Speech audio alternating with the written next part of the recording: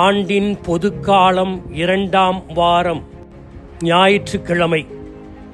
யோவான் பிரிவு 1 அருள்வாக்குகள் 29 தொடக்கம் 34 வரை.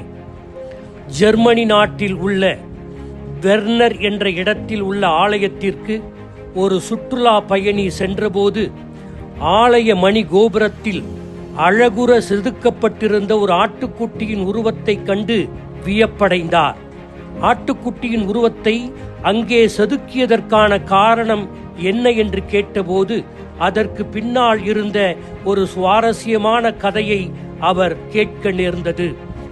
ஆலய மணி கோபுரம் கட்டப்பட்டு கொண்டிருந்த போது ஒரு தொழிலாளி அந்த குறிப்பிட்ட உயரமான இடத்தில் வேலை செய்து கொண்டிருந்த போது சாரத்திலிருந்து தவறி விழுந்தார்.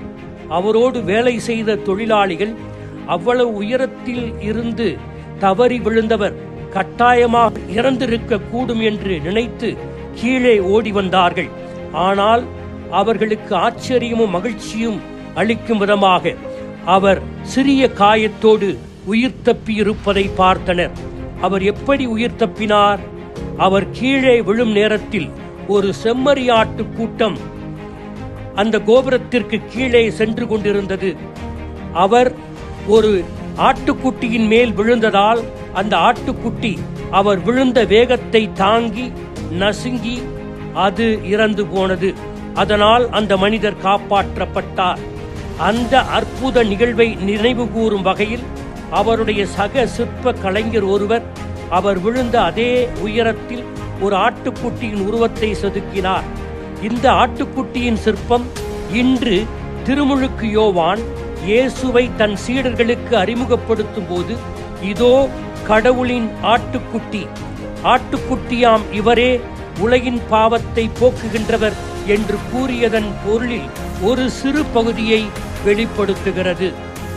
இன்றைய வாசகங்களின் மையப்பொருள், கடவுளின் செம்மறியைப் போல நாம் வாழ வேண்டும், கடவுளின் செம்மறியைப் போல நாம் மரிக்க வேண்டும் என்று சவால் விடுக்கிறது. திருமுழுக்கு யோவான் யூதர்களுக்கு இயேசுவை கடவுளின் ஆட்டுக்குட்டி என்று அறிமுகப்படுத்துகிறார். திருவெளிபாடு புத்தகத்தில் மட்டும் இந்த பதம் 29 தடவை வருகிறது. கடவுளின் ஆட்டுக்குட்டி என்ற வார்த்தை இயேசுவின் அன்பையும் தியாக பலியையும் கிறிஸ்துவின் வெற்றியையும் இவற்றை இரத்தின சுருக்கமாக கூறும் வார்த்தையாக தெரிகிறது. இயேசுவை ஆட்டுக்குட்டி என்று திருமுழுக்கு யோவான் யூதர்களுக்கு அறிமுகப்படுத்தியது 5 விதமான சிந்தனைகளை யூதர்களின் மனதில் அது எழுப்பி இருக்க வேண்டும். 1. பரிகாரத்திற்கான ஆட்டுக்குட்டி.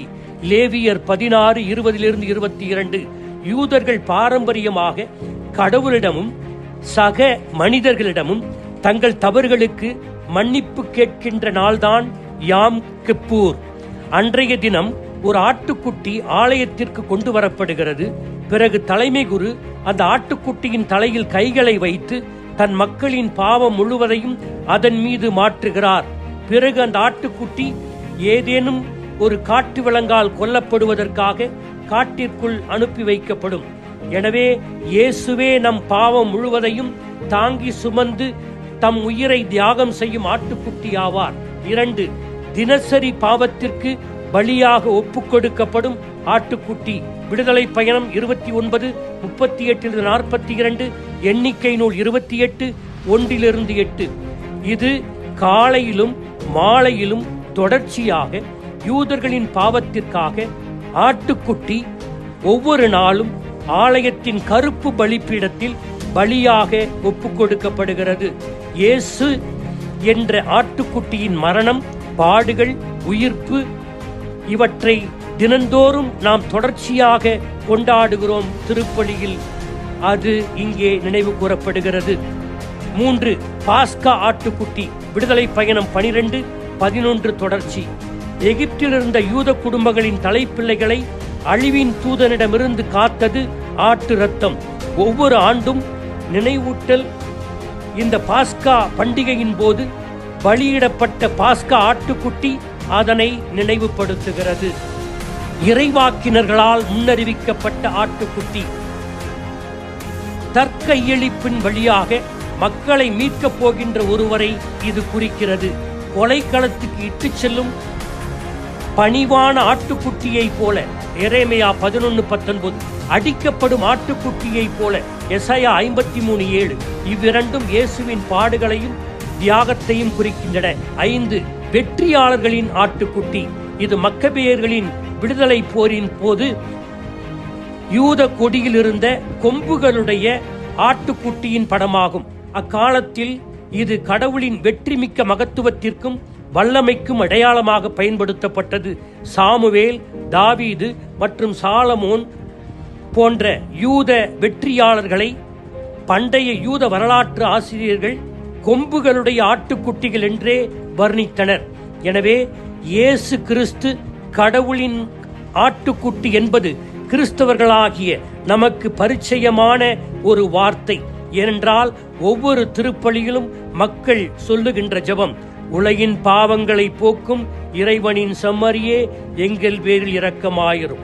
அதே போல குருவானவர் இயேசுவின் உடலை எடுத்து உயர்த்தி சொல்லுவது, இதோ இறைவனின் செம்மறி, இவரே உலகின் பாவங்களை போக்குகின்றவர்.